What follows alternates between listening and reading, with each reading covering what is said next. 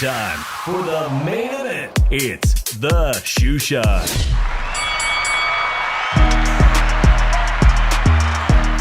All right, everybody. You know what time it is? It's time for the Shoeshine. Monday nights where friends get together from all around the country, all around the world to talk about the sweet science. I'm your host, Dave, from the 408, coming to you from San Jose, Califas. And joining me, as always, my counterpoint,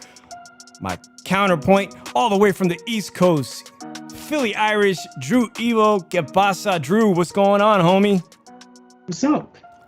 Yeah, man. Are we done with the circus? I hope so, but doubt it. You're not too enthused about what went down last night in the sport of boxing. Now, I know I was talking to you and we thought some of the preliminary card was pretty good. They did have guys like Dubois. We had Baranchek, who was upset by this. I don't know where they found Montana Love, man, but I'm excited about what he's going to do in the 140-pound division. And of course, there was Amanda Serrano, one of the greatest women's boxers, right? There was something there to be seen. But listen, Drew, I want to give a shout out to the Niner Nation and the Raider Nation, because yesterday, before all that went down, I got to watch some Sunday prelims games, and there was no fights in the stands. Now, most people don't know, but the Raiders and the Niners have not played in over 10 years in a preseason game because of violence in the stands, man. So shout out to the fans, Niner Nation, and of course, the Raider fans, now the Las Vegas Raiders, man. That's great stuff. But Drew, I got something serious to talk about, man. I want to give some prayers right away, because this is a story that came out of Canada this weekend. Yeah, last Monday, you and I both had our friend Francisco Esparza Jr. from Las Vegas, who's now the trainer of Ibarra, Alma Ibarra, the welterweight contender, who's going to be fighting for a championship. Alma Ibarra fought this girl, Jeanette Zacarias Zapata, an 18-year-old girl, a couple years back. It was one of her first fights. And this girl was injured really bad this weekend in Montreal, Canada, Drew. In fact, she went into convulsions and I believe is in a medically induced coma. So it's very, very serious. And if people could send their prayers and thoughts, remember, you don't play boxing. I mean, that's what we all know, that you don't play in the sport of boxing, right? So prayers to her. And also, I want to give some prayers out to people who might live in Northern California. A lot of people don't know that Lake Tahoe has just been evacuated. It's a town that a lot of Californians go to. The entire community has been evacuated, and this historic, beautiful town may catch on fire. It's horrible, and the people of Louisiana. Now, with all that out the way, Drew, we are awaiting our guests. Hopefully, everything technically goes through. We had no problem adding our guests last week, and I know our good friend A-Rod 83 Boxia from El Chile just told me he could not get on.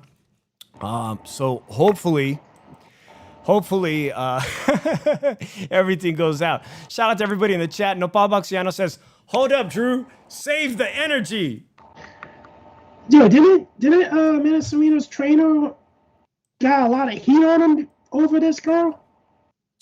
No, the trainer got a lot of heat over. She fought another Mexican girl, Mercado. And unfortunately, the trainer was he wasn't very kind post-fight. You know, he was rude, downright rude with some of the things he said. So I'd like to know what the chat thinks about that guy, the trainer of Amanda Serrano. He got a lot of heat on social media over that. Like, I don't know, in the late rounds, he's like yelling stuff in Spanish to the dude across the ring and everything, and like it got out of hand. Oh, most definitely it got out of hand. Most definitely. It looks like we got our guest. I'm very, very excited about this. So let me add him here. Jesus Ramos Jr. El Mono. Gracias for coming on the Shoeshine. Jesus, how are you doing, man?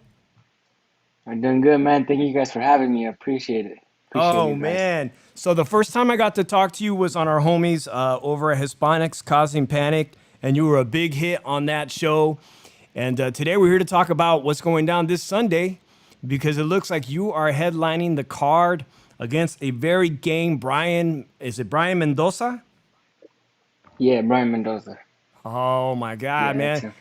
Listen, Jesus, I've been following your journey since 140 pounds and this tremendous knockout streak. In the last fight, when we got to talk to you right before you were going to fight at the world famous Carson Center, the Stub, formerly known as the StubHub Center, where great fights happen, and Javier Molina, an Olympian, really gave you a test, man. So talk to me about what went down in that fight, because for the first time, we saw somebody, not get dropped by you and give you some work. Yeah, I learned a lot from that fight with Javier Molina. He was a veteran. He is a veteran. He's a veteran, and he know his way around the ring, And I took a lot from that fight. It wasn't like you said the first time going the full distance. That much. The only time I went the distance was 4 rounds. So we went the whole 10, and it was a good learning experience. To this day, I appreciate that, and I keep learning off of that fight. Because everything that we took from that fight, I'm still implementing in this camp. I feel like in some rounds we rushed a little too much. I looked a little too much for the knockout, and it didn't come. So I feel like I matured a lot as a boxer, and I can't wait to show that this Sunday night, man, against Brian Mendoza. You mentioned about not being able to dispose of him and taking what you learned in that fight into the camp. And you got a great vlog, brother, on YouTube, man. I want to give a shout out to your cinematographer. I don't know who they are. If you want to give a shout out to them, but Yeah, because of your vlog, I get to see. Let me mute this. I'm gonna put that up there. Make sure y'all follow Jesus Ramos on YouTube. I'm putting this up right now because you give us a real in-depth look at what's going on in your camp and in your gym. First of all, this is a family gym. You guys own this gym? yeah, my father owns the gym. Yeah, Oh man, it's my it's a father's it's a gym. beautiful gym. Is this in your hometown in Arizona, right? Yeah, Casa Grande, Arizona, man. So you mentioned in this vlog that you had been, leading up to your fights, you had been in with like Terrence Crawford's camps. That's a big name, but this one is all you, right? Yeah, all me, man, all me. I'm kind of the leader for the camp. You know, kind of if everybody's feeling down, if somebody's feeling down or doesn't want to work hard, it's kind of on me, to push them now. I'm kind of the leader, and that's kind of how the way it was, up there in Colorado Springs and Omaha. It was always Terrence Crawford or Jamal Herring pushing us, and now I had to be the leader. So it was different. It was a different training camp, but I took a lot from it, and I honestly I liked it a lot. Being the leader, having that responsibility, it motivated me a lot. Yeah, I had no idea that you also were in training camps with Jamel Herring. Of course, he's good friends with some of our podcast buddies in the ring with Christine from Team USA Olympic Boxing. So a big change in altitude and everything. Now you're training at home in this camp. Did you get some good sparring? Oh yeah, man, definitely. Some guys from here in Phoenix, Arizona. Guys like Alfredo Escarcega, Trinio Ochoa, Elijah Garcia. All these guys. Someone's supposed to be on the Benavides undercard. And they were getting ready and they were pushing me. So it was all local talent and it was good, man. It was good work. Yeah, it was definitely. Now you're gonna be fighting in Minnesota, right, at the Armory. And just like a couple weeks Yeah. ago, a lot of boxing fans, a lot of hardcore boxing fans were upset about the way the judges handed down this WBA interim title. I'm sure maybe you saw some of it. This guy from Venezuela, with not too many fights, but Olympic pedigree. People felt that he was handed this title unjustly and that maybe Michael Fox, I believe his name was, should have been the rightful winner. And now that you're fighting in the same venue, possibly the same, type of judges, are you a little bit worried about going the distance again this Sunday in a town? This is not a favorable town necessarily to West Coast fighters. Is that something on your mind? Leaving it in the judges' hands? Uh, no, it's not on my mind, because we have our game plan. We have the game plan that we want to execute, and if everything works out the way we want, I don't see it going the distance, and if it does, I don't see it being that close to where they can rob me like that. I know, Michael. I saw the fight. I saw that fight, and it wasn't even close. So it's I hadn't even thought about it, but honestly, I'm not worried. Good, good. I'm confident. Yeah, Most I'm definitely. confident. I'm letting my guy Drew from Philadelphia jump in whenever he wants with a question. You got a question you want to ask him right now? Yeah, Jesus. Find a guy, Brian Mendoza's coming off his first career loss to a guy that he like let the fight go on him. So he's really fighting. You're fighting a hungry guy to try to get back on track and everything.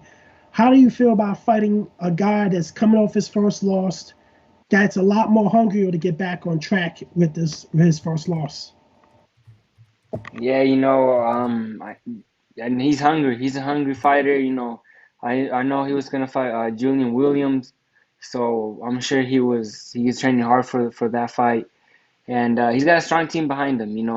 He trains with Ismail Salas, so it's a gym full of talent. So we're aware of that, but I don't think he's hungrier than I am.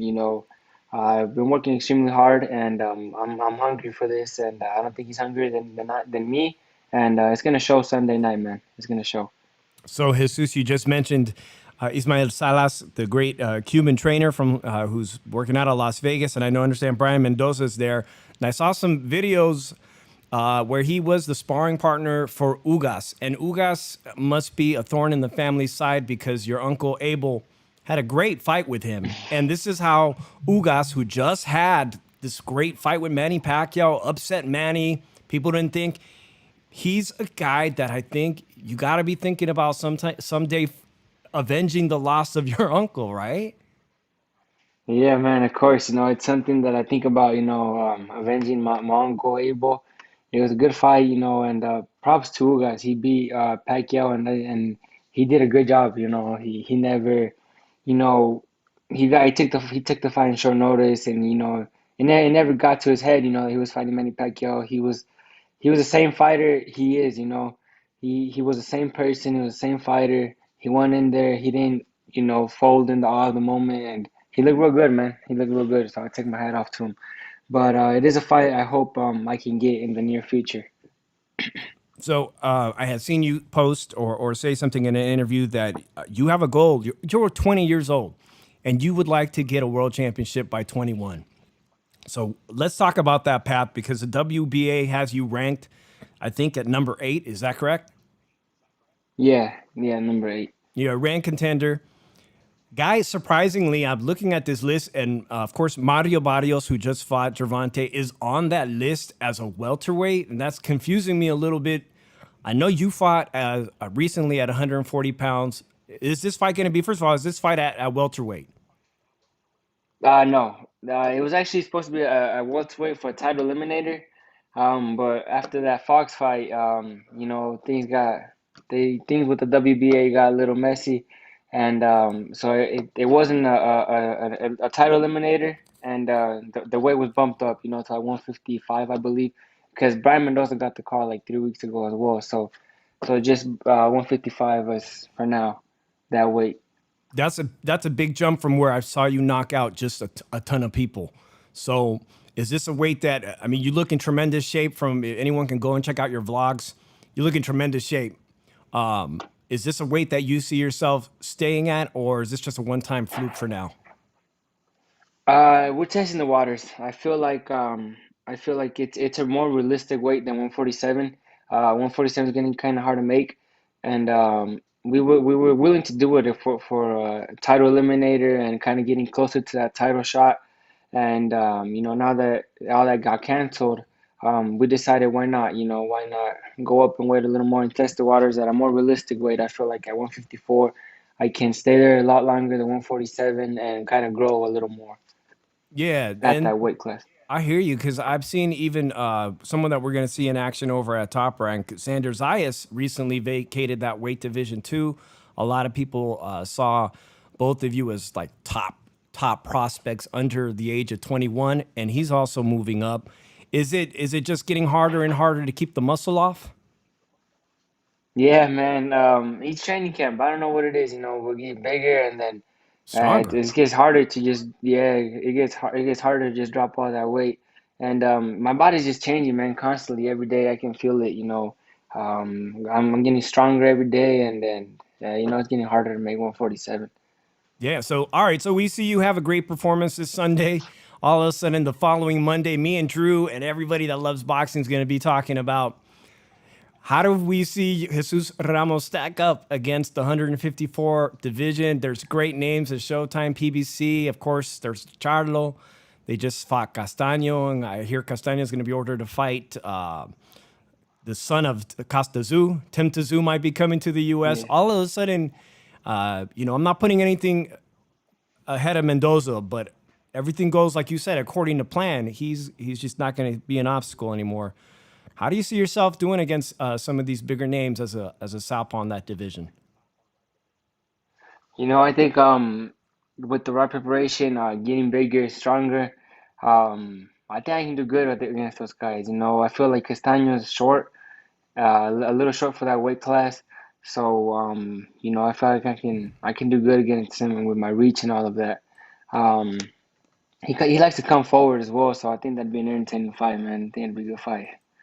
Yeah, we got a comment here from Chicano Prophet who says, I'm enjoying all the new blood coming into 154. And indeed, it's changing so rapidly. It's really exciting. Drew, do you have another question for Jesus? Yeah, like you say, you just recently you decided to move up to 154 because it's kind of hard to make 147 now. But what if one of these young guns at 147, like if you were proposed, like if you were given a offer to fight, like the likes of Conor Ben, maybe Virgil Ortiz in a Mexican versus Mexican showdown, uh, like one of those offers, or maybe a champion, or maybe Ugas offered you since you're number 8 in the WBA rankings, you're technically eligible to get a title shot now. Would you consider moving back down to 147 for those opportunities, or would you try to just stay at 154 to pursue other opportunities? Yeah, no, if the opportunity presents itself, in the near future, I would come down to 147. Like I said, it wasn't in our plans at the beginning of the training camp to move up. Um, I was willing to go down to 147 for that title eliminator, get the win there, and just hopefully get a title shot in the next couple of fights. But it didn't happen. Like you said, if I get one of those offers, I would go back down. I would definitely take it. Those are some big names that he mentioned. Obviously, the hardcore boxing fans are constantly wondering about who the new blood in 147-pound division. He mentioned some great, exciting names, Virgil Ortiz.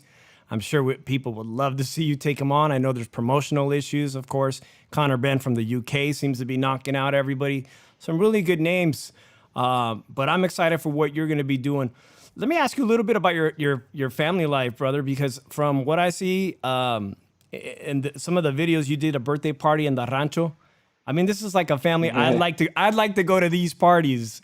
So how important is your family right now in your development of your career?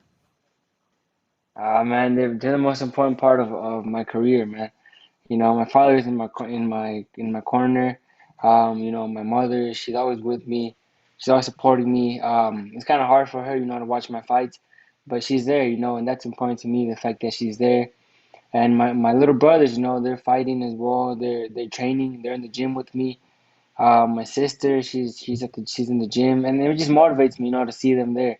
And we're like one big family. Everybody, we always get together, like for my birthday party, we all got together. We do that, every weekend when I'm not in training camp, and I'm always with them, and they're important in my life, and I like to keep them close. Yeah, so because this is like a family business, you've been doing this since the age of about 10 years old, fighting as an amateur. Your uncle Abel, professional fighter in his own right. I mean, we just saw a fight last night. You're gonna fight next Sunday, but I mean, do you have an opinion? Do you feel a certain type of way about this new generation of YouTube celebrity fighting, people that are just getting into the sport late and getting the attention and the shine that maybe is taken away from young guys and professionals like you who've put their whole life into it? Do you feel a certain type of way about that? Yeah, I mean, I feel like you said, I think the wrong people are getting that platform. I feel like there's amateur boxers, you know, I mean, we just had the Olympics, you know, Hmm. great talent, great talent here in the United States. I feel like they should be given that platform. But I mean, I can't hate, because at the same time, it's attracting other fans, to the sport. It's attracting fans to the sport. The sport's not dead now, like it was maybe 5, 6 years ago. It was considered that it was gonna be dead. People weren't really talking about boxing, and I don't think it's that way now. I think the big fights are happening, and we get this little version of YouTubers fighting each other, and I mean, it kind of sucks because, like you said, there's a lot of amateur boxers that are giving their whole life to this game, and they don't get that platform. Hmm. But at the same time, you can't hate on them. They're smart, and they know what they're doing. They know what they're doing, and at least they're getting fans for the sport. Yeah. And so Mexican Independence Day, traditionally, I'm sure maybe in your family, you grew up probably watching some great Mexican American fighters fight on this holiday. It's very close. But Canelo, the face of boxing, maybe, most people will say he's currently the face of boxing. He's not fighting in September. So you see this opportunity on Sunday kind of to be your shine on national television. Fox Deportes is going to be carrying it. How much do you want to ingrain yourself in not only the Mexican American community, but also reaching across to Mexico? Yeah, it's really important for me because my both of my parents are from Sinaloa, and we go over there a lot, and I have fans over there, and a lot of people that support me. So it's important to me, that they know that I'm fighting for Mexico, I'm fighting for them, and that I'm gonna represent them, and that's very important to me, and hopefully I can get their support, and hopefully they keep showcasing my fights over there, and I keep getting these fans. And also, like my boy Drew and I were just talking about the opportunity that, I mean, we don't, people don't have to pay to see you fight. They're going to get to see this for free. So this tremendous opportunity to be on free TV. It's just a fantastic opportunity, not only for you, but for maybe casual fans that are just becoming fans now because of this whole YouTube celebrity thing. Hey, if they saw last Sunday, they can check this out this this weekend for free. I want to make sure everybody knows that it's going to be on Fox Sports. Check your national listings because it's going to be on free TV. But after that, man, are you looking forward to things like watching Oscar De La Hoya fight the week after? I think it's gonna be entertaining. It's not something I'm really looking forward to because I like Oscar De La Hoya. I used to like watching him fight, and I don't know. I think he might change what I remember from him. If he doesn't look good in this fight, he might change how I remember him, and Sure. that's kind of bad. But we'll see. We'll see. It might be entertaining, man. Yeah, are you guys, does the family do anything special around big fights like that, like cookouts? Like I seen in this video, you guys had that roasted, was it roasted pork? Yeah, Russell Ford. Yeah, Oh my yeah, God. man. I'm out here in I love. California, man. But if you want to invite me over for the cookout, man, I sing mariachi, dude. I'll come over I there and sing some got. mariachi. In fact, let me just put that out there because when you watch the replay of this, man, if you're looking for a singer to come into the ring with you when you become world champion, man, don't forget your boy right here, Dave from the 408, man. Yeah, I'll for come in with a real. I'll come in For with some sure. fire, man. So Drew, we're gonna wrap this up, man. You got another question for Jesus? Oh yeah, like you got all these promotions, like all these networks and everything. What did PBC stand out for you to sign with them? Like, what's the main thing that attracted you to PBC? Was it the list of fighters that are signed to the promotional company that you're going to be able to fight to make big fights with, or was it being able to fight on Fox to have the people be able to not pay to watch you and have the free exposure to you to get exposed more often? Yeah, I feel like, well, when I signed with them, I was at 140, but I knew we were gonna go up to 147 and keep going up in weight classes. And PBC has all the talent at 147 for the most part. There's a lot of fighters at 147, and that's why we wanted to sign with them. And we just liked them. We liked them. They were like, when we first signed, they didn't really sign me. They gave me the fights, a couple fights, and they just said, we don't think there's a contract that there we don't need a contract. You know, we kind of feel like you have an option. You know, you're young, you have an option to stay with us or not. But we don't have to sign anything yet. We know you're gonna want to stay with us, and it's up to you. So, you know, that confidence, I like that confidence. You know, you see a lot of big promoters, they bring contracts, you know, 5 pages long, and they want to sign you, you know, right off the bat. And it wasn't the case with PBC. They said, you know what, try us out. We know you're gonna want to stay with us. So just try us out, and then if everything looks good, you can sign with us. And that's the way it went, you know.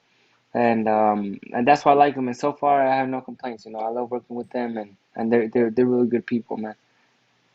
Man, Jesus, I appreciate you coming on here. Tell everybody where they can find you on social media, on your IG and your Twitter account.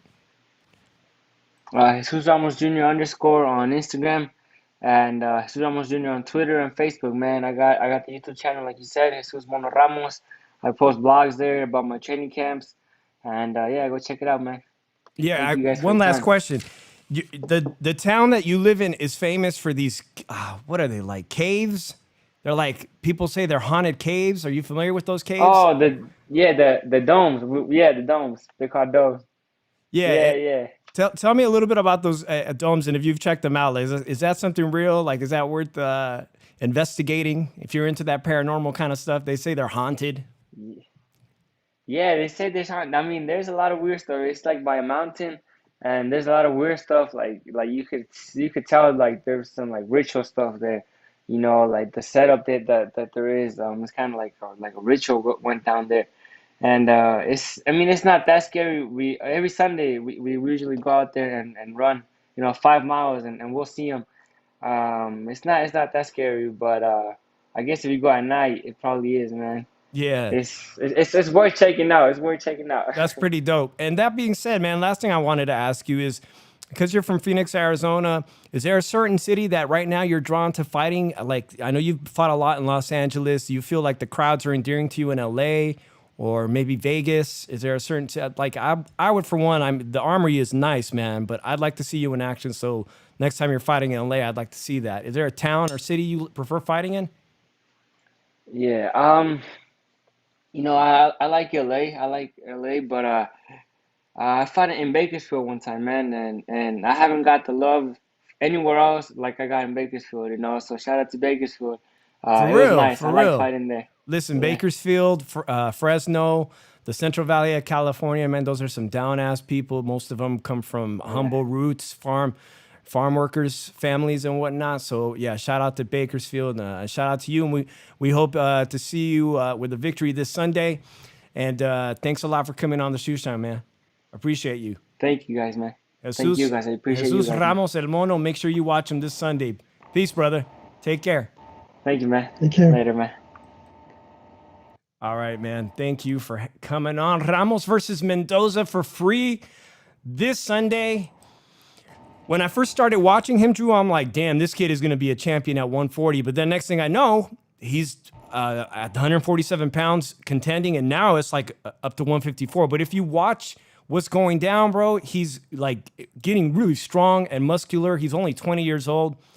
It's like we were talking about that kid, Xander Zayas. He's going to be fighting like a week after, I think, on Friday on Top Rank.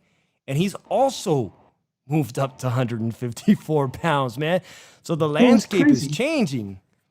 You know that 6'6", 154-pounder Sebastian Ventura? I don't even want to think about Ramos against the towering Inferno Fundora, but you're right. I They're wanna both at see it. PBC. Well, I'm sure, you know what? A fighter who's confident like Ramos will find a way.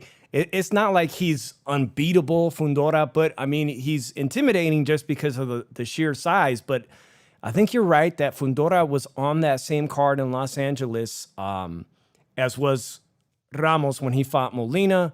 And also at 154 pounds was on that card, but he's no longer there. It's Lara. I think Lara moved up to 160. But PBC, you know, despite what people might say, oh, you know, if you're a Mexican fighter, Mexican American, you should fight with Top Rank or Golden Boy. They do have a good roster of Chicano fighters over at PBC. and some really good opportunities for fights to be made over there. Let me see this. Yeah, Ramos definitely seems confident, but also patient. So what impresses me about Ramos, Chicano Prophet, is like Xander Zayas, they're very mature for their age, man. Like up here, the boxing IQ, their focus, their intensity with their training. One of those, or if not both of them, could attain world championship status. I'm a fan of both of them. I'm excited about that. But Drew, we're left here now with the chat, with the people, man. It's the Shoeshine. We started late. It's already 8:30. Tyrone Woodley. You want to talk about? Sorry to interrupt you. Do you want to talk about Tyrone Woodley versus Jake Paul? We might as well. But I want to bring up something before we start talking about it. Like, I would love to see him fight Fontoura. I would love to see Xander Zayas fight Fontoura. And if those fights were made, I would favor both Zayas and Ramos to beat him. Because all you gotta do, these guys are body punchers also. They can get inside. He's gonna try to fight tall, but the thing is, he's never tried to fight small before. So if they're getting inside, we're gonna know how this guy. We don't know if this guy has an inside game or not. Yeah, I'm surprised Fundora is not moving up in weight yet. You're bringing him up like all these other guys are getting stronger and finding it hard to melt down, and there's no shame in that. But Fundora, how long can a guy that tall stay at 154 pounds? But we don't. But here's the thing: we don't know the extent of his power yet. We don't know if that power is gonna can translate or not when he moves up. Like, we don't really know that much about him yet. The only thing is, the questions are, if he decides to move up weight, does his power translate up to when he moves up? Like, he's a 6'6" guy. He really doesn't, the body mass was like, he just looks like a skinny 6'6" guy because he's 154 pounder, but that muscle and everything, does that come with him and everything? Because he's going to have an advantage whatever weight he's at because of his height. But it all depends on if somebody can get in on him, what can he do? Yeah, most definitely. You just totally made me remember that Fundora is a real player at 154 pounds. I want to shout out to A-Rod83 Boxeo, who I invited. We had some technical difficulties from Al Chile. He says a fight card with Ramos and Benavidez in Arizona would be very good. And you know what? I have to agree with him on that, man. That's a great combination of David Benavidez, I know his brother fights too, but David Benavidez and Jesus Ramos in Phoenix, Arizona. He lives very close in this town of Arroyo Grande, I believe, or the name's Grande, close to Phoenix area. That would be a very good fight. You know, the last time that they had a big fight in Phoenix, Drew, was Chavez Jr., and they threw beer at him because he refused to finish that fight with Danny Jacobs. Which he was winning. He was actually winning that fight, and he quit on the stool. I'm going to tell my kids this is Tyrone Woodley and Jake Paul. Pretty close, man. Pretty close to that being them. But Drew, listen, you told me some crazy shit, and I got to get this out here. I've seen one person agree with you, and that's Clarissa Shields, some people say the greatest of all time female boxer. Clarissa Shields on Twitter said that Tyrone Woodley won this fight. Did you really tell me he won that fight? He really did win that fight. Here's the thing. I'm seeing all this stuff on Twitter right now. I'm seeing all this stuff on Twitter. And I'm like this. How in the hell do these guys have Jake Paul winning this fight easily? Like, Dave Wayfield is actually, I can't believe he went from being on Canelo's jock to Jake Paul's jock in a matter of 5 seconds. Really, seriously. He had Jake Paul winning the fight. But here's my question. How can you score a fight for somebody that held most of the fight, and every time he threw punches, he didn't land? He only landed probably 5 good punches in the whole fight. And like Tyrone Woodley landed the better punches. like he was the. In my opinion, I don't know how the hell they get these CompuBox numbers the way they got them, because I think they're just BS numbers. I don't believe in those numbers because Jake Paul actually held most of this fight. So, I have Woodley winning 5 rounds to 3. And I was being nice and give him 3 rounds because Woodley's punch output in those 3 rounds weren't big. You're not alone here. A-Rod 83 Boxeo also says Woodley won. Here I got the scorecards. Someone wrote fixed on them. I was a little bit shocked that one judge did give it to Tyron Woodley. But for me, okay, I like to be fair, okay? There was that time when he was seriously hurt, okay? And you see that he was knocked by a right hand, a very big right hand. And this is the first time in Jake Paul's 4 fights I've seen him actually been tagged pretty hard. And this was the result, all right? Held up. I don't care what state we're in. He's being held up by the ropes, all right? So that should have been a 10-8 round. A 10-8 round. Now, I don't know if that sways the card enough for me to think that Tyron Woodley won. But the scorecard could have been tighter or maybe a draw. I mean, I don't know. These scorecards were pretty funny. I just posted them up. But in every state in this country, that should be a knockdown. So, again, really kind of like unknown judges, unknown referee, and a really, really lousy call. But Tyron Woodley should have stepped on the gas on that when he hurt him in the 4th round. That actually could have been the end of the fight right there, but he just didn't seem to be able to pull his punches. Shout out to G Funky. Thank you for coming in the room, brother. Jake Paul needs to stop because he's going to mess around and get hurt.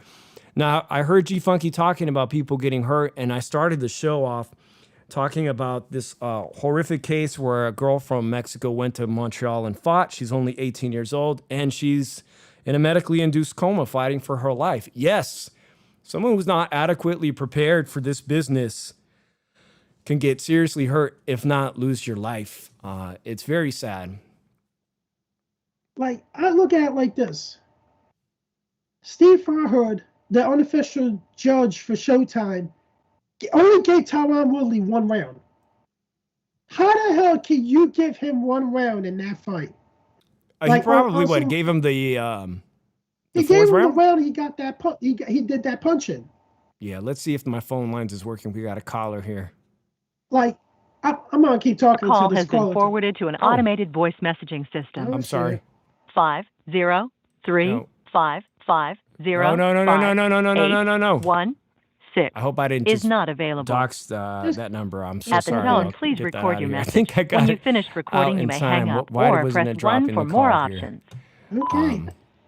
But call back. I think I averted that. So, like, you got Dan Wayfield saying, oh, he clearly won the fight and everything. Dude, man, you are a pro boxing writer, man. And you are on this YouTuber's jock.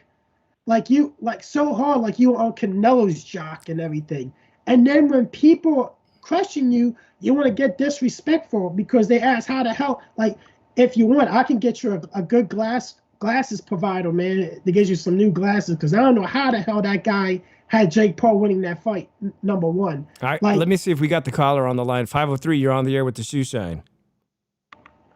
What's up? This is the Chicano Prophet. Did I hear, like, Dave find an excuse to take a cheap shot at Canelo? Is that what I just heard coming on here? You mean Drew, not Dave? Cheap shot at Canelo? Oh, sorry, Dave. You're really making Dave feel bad now, dude. Stop attacking my boy Dave. You guys are definitely different. I've been drinking a little bit. What are you drinking, by the way? Let me give a shout out to 805. 805 has got a great cerveza, man. I've just got into this one. It's got lime in it, and I have to say, I'm impressed with it. So if you're in California and you can get 805 cerveza, give it a shot. What are you drinking, Chicano Prophet? Well, I'm easy to please. You know what I mean? So I start with a couple shots of vodka, and then I move on to my Budweiser. Nice. What are your thoughts, man? I wasn't dissing Canelo, but I did hear some big news that Canelo and Plant looks like it's going to be official for November the 6th in Las Vegas. And I'm already looking at plane tickets and whatnot, trying to justify it, thinking, man, do I even have enough audience, or can I hook up with somebody that wants to do a meet and greet? Because I just want to hang out with people, fans of the sport of boxing, man. What are your thoughts on that, Chicano? Would you go to that fight? Hey, man, I'm all for it. I've talked to the old lady about it, and she liked that fight too. If it was in September, I wasn't going to go, but now that it's been pushed out a little bit, and with all the shit talking that's been going on, I think, well, you know what? Maybe I will show up. Like, I don't think this is necessarily the best opponent, but it is significant. And I'm used to catching a good boxing event every year, and really nothing has attracted me. But I do think Canelo Plant would be good. I think it's going to be good that it is in Vegas, because if it was in Texas, I don't know if I'd want like bad seating like that. But yeah, man, I'm all for a meet and greet. I think that'd be cool, man. Like, I think, Calix is thinking about showing up too with HCP. So I think a number of people are thinking about doing it, and we're guys who have money, who choose to pay for a premium product, so let's all get together and hang out. I love it, man. I'm dying to do that. That sounds good. Keep me in touch with that. I'm looking at tickets, whether or not, sometimes people just want to be in the action. Sometimes people don't even go to the fight, but I mean, they're out there supporting their fighters. They're out there participating in the economy. Chicano, did I lose you right now? No, I'm still here. All right, man. So, do you want to chime in on this? You have reached the maximum time permitted for recording your message. If you're satisfied with the message, press 1. To listen to your message, press 2. Yep. To erase and re-record, press 3. Don't tell me I was leaving you. Shut up after I'm. What a shit show. Shush. So basically, if you're satisfied with the message, press 1. To listen to your message, press 2. To erase and re-record, press 3. Hold on a second here. It sounds to me like I called you back and left you a 3-minute voicemail just now. Are you there, Chicano? What a shit show my phone line is. I wanted to hear, Chicano, you can call back now. I've cleared up the phone line. So on one end, he answered the phone. His voicemail picked up. And on the other end, he called me. And that's why we were doing that, man. What a shit show running this phone line. I got to admit, at least his words don't blow like Johnny Savage when he's drinking. Oh, yeah. Chicano, I think I got you back on the phone, right? Yes, sir. All right. G Funky says, crying out loud. Yeah. This shit is too funny, man. So we were talking about Canelo versus Plant. Looks like it's finally finalized. But again, that leaves us with this hole in September where it's Mexican Independence Day weekend. And all we have to look forward to is Oscar De La Hoya versus Belfort. Are we done seeing MMA fighters in here? Man. Well, I guess I'll watch it too. You know what I mean? And I'm going to watch it the same way I watched the Paul Woodley fight. You know what I mean? Yeah, with a grain of salt. Did you pay for that fight? Or yes, and I'll be watching it, but I won't necessarily be paying for it, if you know what I mean. Yes, I do know what you mean. Millions of people participate in that. I don't find anything wrong with that either. So I overheard today that possibly Woodley and Paul may be the second highest grossing pay-per-view in the sport of boxing this year. I know the Pacquiao numbers were very disappointing. I actually went on the round table, G Funky and HCP. I went over there on the round table and predicted it would sell at least 500,000. So I was way off. You hear that, Drew? If you look at it like this, we technically did pay for this fight. We're wasting the minutes and hours of our lives. No doubt. That's true. That's true. But, we're hardcore boxing fans, man. We're junkies, and I had to see the freak show. I'll be honest. Like, I haven't seen any of the Paul brothers fight. I never saw the Mayweather fight. I haven't seen the other Paul brother fight at all. But, I was starting to hear hype, and I was starting to hear people say, like, oh, he's trying to take his boxing career seriously. I also had somebody I respected on YouTube say, oh, we got to go where the talent is. This guy's got some good counter punching. So I decided to take a look at this dude finally to see what I could see. And, at first I thought I was kind of impressed with him. I thought he had decent footwork, but one of my first impressions was that I didn't think he could keep that kind of footwork going.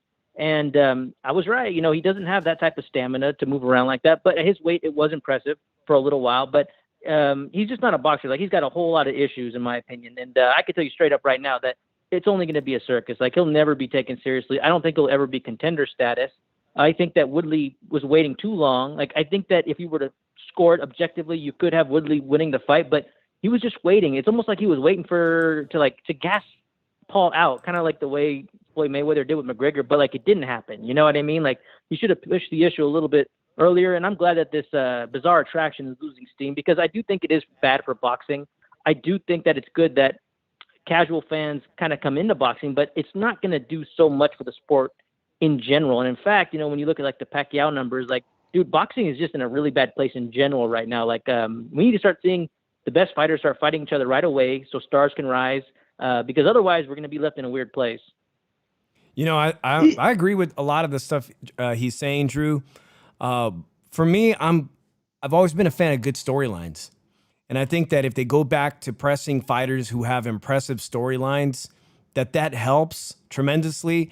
But the whole Jake Paul stuff, those storylines are kind of like they're just surface level. You know what I mean? What he did in the hallway with Tommy Fury, that's really predictable. Like my friend was asking me, who's a casual boxing fan, Drew, you know, one of our casual boxing friends, he goes, "What's up with this guy, Tommy Fury, man? What's that all about?" He was all enthused and like he really thought that shit was serious. They've been working that up. They brought him in there for a potential, you know, fight with Paul. That shit is all staged. Right. Like he had a tweet on earlier, Jake Paul. He's like, updated status, retired the boxer. So that tells you two things. Showtime say, "Yo, dude, we'll end this agreement. We're not. This is a complete fuck up for us." And two, Jake Paul doesn't want to fight anymore because he knows he got exposed a little bit, and if they get a tougher fighter, and he's gonna get his ass kicked. But here's the thing: Jake Paul technically can't retire because he owes Showtime 3 more fights. Oh man! But here's another thing. I knew we were stuck with him. I think Showtime might say, "You know what, dude? If he doesn't fight no more, Showtime did this. You know what, man? Jake, we're just going to release you for your contract. We didn't think this is going to work out for us because you kind of didn't really do anything in that fight. Because all you did was hug him and everything.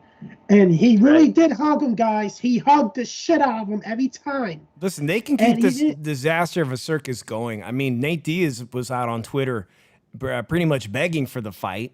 And if he's got 3 fights, listen, the Diaz brothers, as entertaining as they are, they have long stretches of inactivity that only have hurt them inside the octagon. So I can conceivably seeing Nate Diaz being lined up as a potential opponent when Nate Diaz is mid-30s, the late 30s. I mean, the strategy of waiting for these guys to be in their late 30s or fighting off a guy off a major hip surgery. I mean, Conor McGregor, they were talking about Conor McGregor.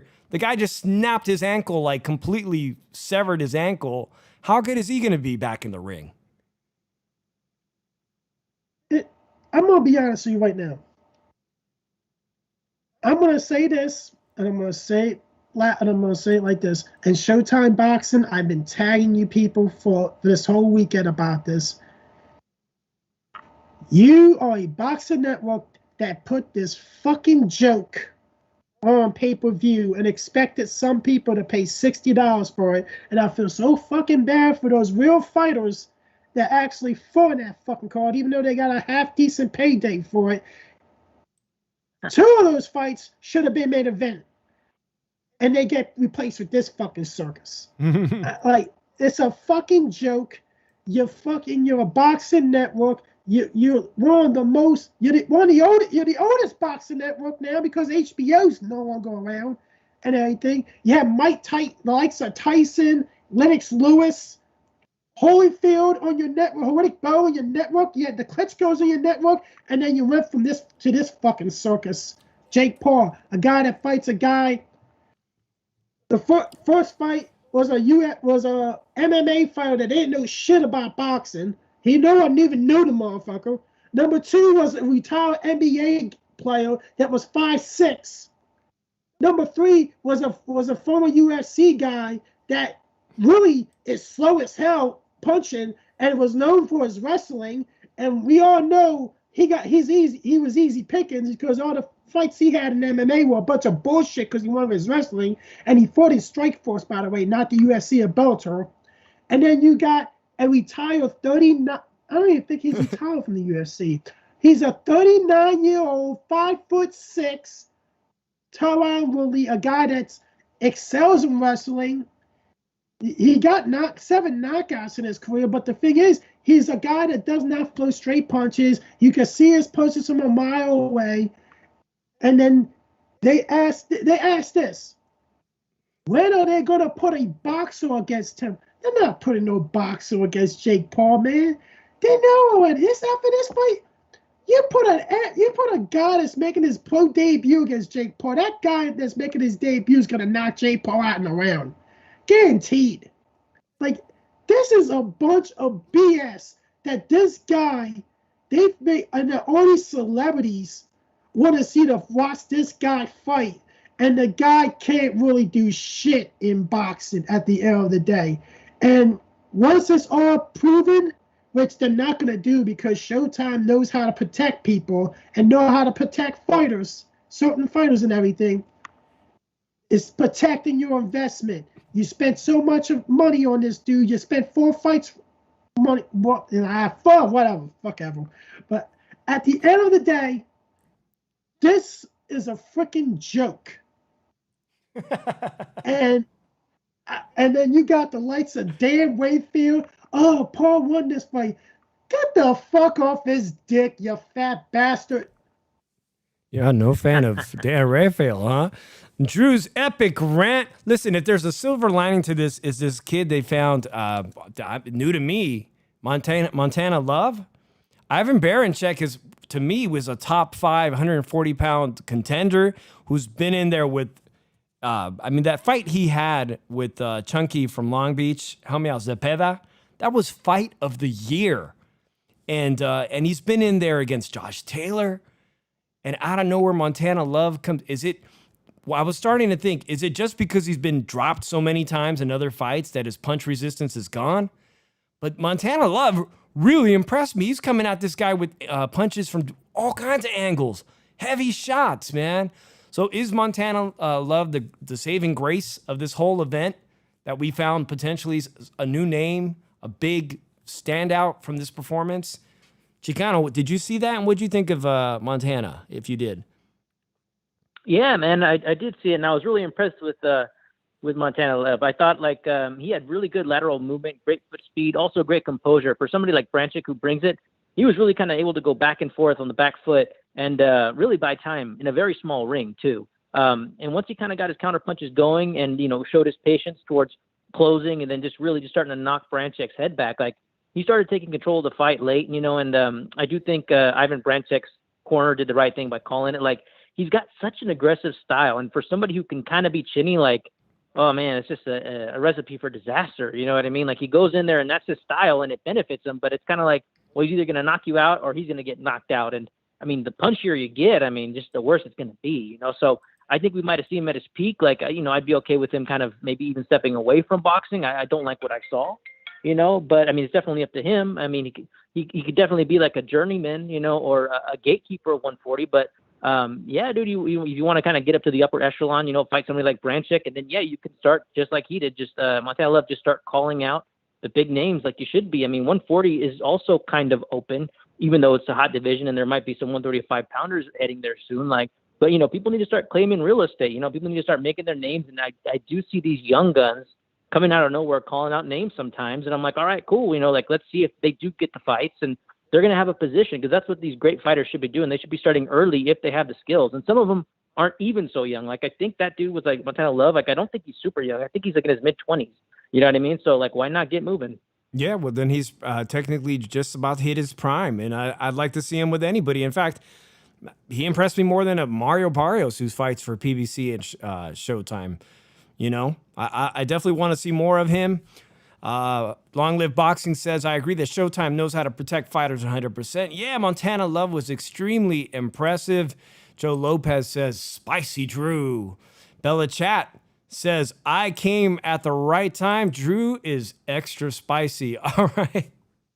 Guys, there is some good fights this weekend. There definitely is some good fights. I want to segue into this because there's going to be some real fighting, man. On DAZN again, Lara, 126-pound featherweight from Mexico, came over across the pond earlier in the year and fought Warrington, a well-known UK name, and upset him.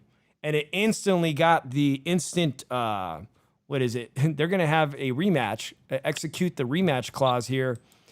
And I'm starting to think Lara's going to do the same thing. And Warrington's just not going to have an answer in the rematch. And I'd like to know what you guys think, Drew. Well, first of all, I got to give my opinion on this Montana Love Sure. Before we get, because like, I don't know, like, to me, I think he's a little bit too show off for his own good, because he got caught a couple times, and the one thing was a knockdown because the ropes kept him up. He was literally, I thought his hand touched the ground for a second, and then when he got that nice counter in, he put his arms up and didn't even go for the kill right there. That's something you just don't do right now. Unlike, because this guy is still a threat to you. He actually hits you at another time after that. But if you counter somebody and you hit them the right way in the right spot, that's gonna knock anybody down. It's probably gonna knock somebody out. And that's what happened. But to this rematch, I'm thinking Law is gonna win this rematch. But I said the same thing about Povetkin and Dillian Wright in their rematch, and you know what happened? Dillian Wright knocked him out and everything. So it was like a guy that came from Russia to knock the Brit out. Now this guy came from, is he Mexican? Yeah, Lara's from Mexico. Yeah. Just checking. This guy came from Mexico, upset this guy, knocked him out. Like, is it going to be the replay? The Brit gets the revenge and knocks out the Mexican, or Law's going to come down and just go 2-0 and probably knock him out and get a decision? Well, we're going to find out at Fight Camp, which has been extremely successful for Eddie Hearn. Chicano, do you have an opinion either way on this rematch? I'm still learning about the lower weight classes. I did see their first fight, and I thought it was great. So, I'm down to see it again. It's always good to see the Mexican win, right? So I'll be watching. And then on top of that, too, like, I was looking at the odds, and this fight's a coin flip. Like, they have Lara as the slight favorite. So I'm interested to see, what the odds makers see, because they think it's a close fight, even though a lot of people are predicting another beatdown by Lara. So, I'll be curious to watch. Like I said, I'm still learning about the lower weight classes. D-Style's been doing a good job of kind of like, telling me which fights to watch. And, I'm starting to appreciate the lower weight classes more. So I'll definitely be tuning in to kind of add to my arsenal of information. Yeah. They usually have a habit of that. Eddie Hearn has a habit of picking opponents that he think are going to be easy work for his UK fighters, and it doesn't turn out to be the case. So to me, the first time Lara pulled off this upset, it was a feel-good story. And there was a lot of feel-good stories like that even on Ring City, USA this year, where they brought in late-minute replacements from Tijuana, and the TJ fighter pulls off this dramatic upset. It was kind of like this month-long. There was several fights where Mexican fighters came in and played big upset. But, of course, this is a big one, a huge upset. Katie Taylor, I know you're a big fan of hers, Drew. She'll also be on that DAZN card, and that's going to be Saturday. Midday, we have that to look forward to. You know what? I can't really sound like, and Chicano can't say I'm hating and everything on Mexican fighters, because I'm not really that big of a fan of Katie Taylor, and she's Irish, but I'm not a big fan of her, because the thing is, I thought the last fight with Jonas, I thought it was a draw. I thought she came back and got a draw. She didn't win the fight because she was down the cards, and I thought the German girl gave her a lot of problems, possibly beating her in a close fight and everything, and I just don't think she can beat Amanda Serrano. I really think Amanda Serrano will knock Katie Taylor out. I'm looking at this DAZN News, which is this is supposedly a fresh page, and it's lists here Conor Benn versus Adrian Granados on this card. I don't think that's accurate. I'd love to see that fight, but I don't think it's accurate. And again, we had Jesus Ramos, who will be fighting on Sunday on free television. He's always exciting. I'm very excited about that. And what's coming ahead after that. I did hear that Mikey Garcia was supposed to fight September 18th. Speaking of Eddie Hearn, he was supposed to make his debut on DAZN. And apparently that just fell apart at the last minute. Either DAZN or Eddie Hearn felt that it wasn't the opponent that they picked. Mikey Garcia had picked was absolute no-name. And apparently it was going to cost DAZN a pretty penny. And so we will not see Mikey Garcia's return to the ring on September 18th. And I really don't care. No offense to Mikey Garcia. I really don't care. I don't care to see him fight a bum. He does need to get a fight in, though, man. If he's serious about, bringing his career back into fruition, he needs to start getting back in the ring and fighting people. But with Mikey, it always seems to be it seems to be about money to me, that he feels he deserves, entitled to a very, very high purse. Mikey can't make weight is what A-Rod 83 Book Sale says. He can't make weight for that September 18th fight. Maybe that was an issue as well. Well, if you look at it like this, when Mikey fought Spence, his stock fell dramatically because of the way he was dominated by Spence. He didn't even win a freaking round.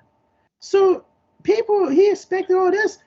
When you are supposed to be this good of a fighter and everything, then you fight another potentially a great fighter when you move up in a weight class, and you don't want to run off this dude and he clearly dominates you, your stock's gonna fall. And his stock fall big time because he hasn't been active. And then he wants to pick a bum to fight. That's even worse. That you want to pick a bum to fight in your return of the boxing and everything. You're still, because you wanted the Pacquiao fight. You didn't get the Pacquiao fight. Now you want to fight a bum. So, like, it's just like he's having a little dispute again with his promoter, like he did with Top Rank.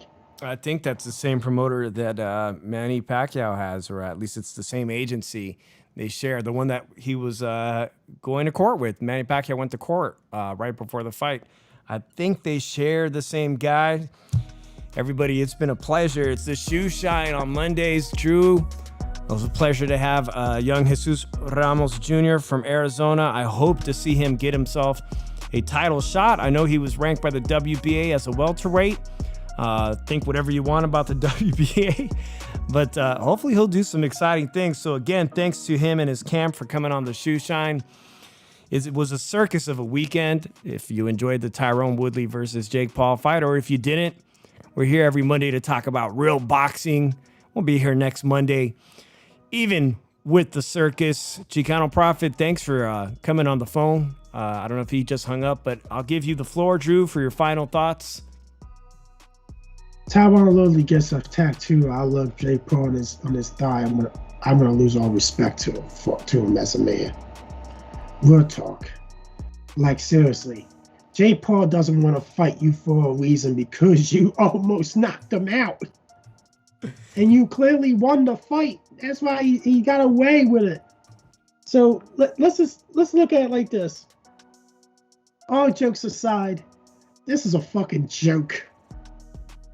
You just said that he might be under contract for 3 more fights. So I posted on Twitter. Listen, don't be surprised if we see at least 10 of these fights and he goes 10-0. Remember, he did announce that he retired, but I think he's just trying to pull off an accelerated Mayweather career, right? And you have to retire to come out of retirement. So we're all going to have to sit on bended knees waiting for the return of Jake Paul. I'm out of retirement now. I'm back. You people that hype this shit up, these boxing reporters that hype this shit up, man, guys should be a fucking shame of yourselves. Chicano Prophet says the shows are always better when Drew rages. Well, shit, I'll just make it a segment. Drew ain't gonna rage every week, man. The rant. You're gonna have to find something to be pissed off about next week. Yeah. Well, the thing is, man, when this sport, the way this sport is, everybody's gonna be pissed off about the way this fucking sport is.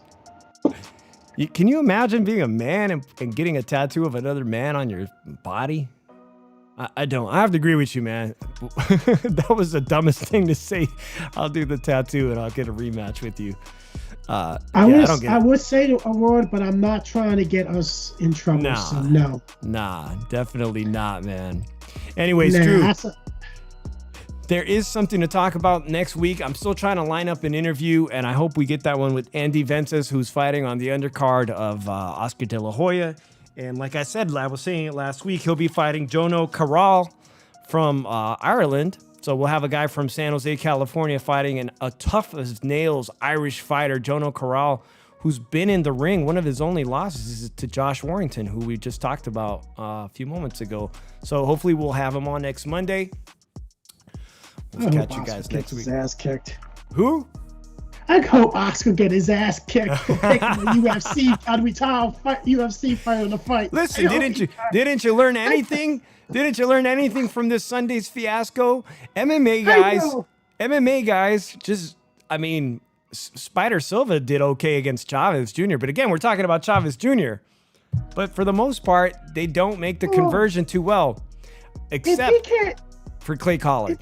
Clay Collard. You know, if he can't beat, let me tell you something. If he can beat Chavez Jr., he can easily beat Jake Paul. We can't credit Jake Paul being better than Chavez Jr.